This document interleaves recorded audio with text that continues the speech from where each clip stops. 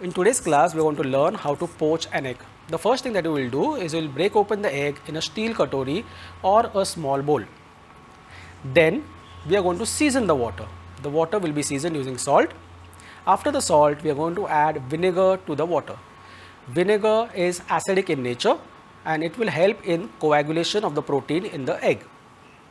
Without vinegar, it will be difficult for the egg white to set properly. We want the poached egg to get a nice shape, oval shape. After the vinegar has been added to the water, we will wait for the water to come to the right temperature. Then we will gently slide the egg into the water.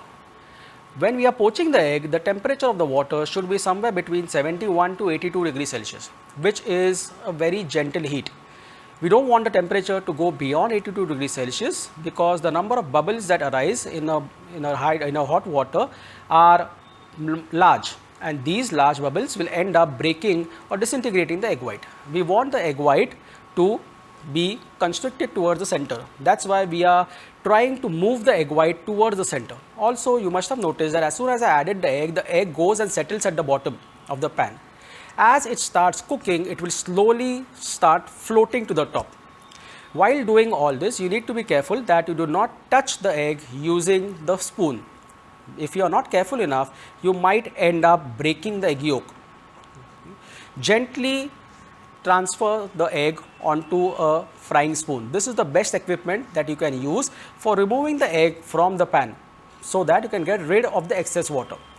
Also, after transferring the egg onto the spoon, you will transfer it onto a duster so that all the extra water will be absorbed by the duster, and you will gently slide it over onto the service plate.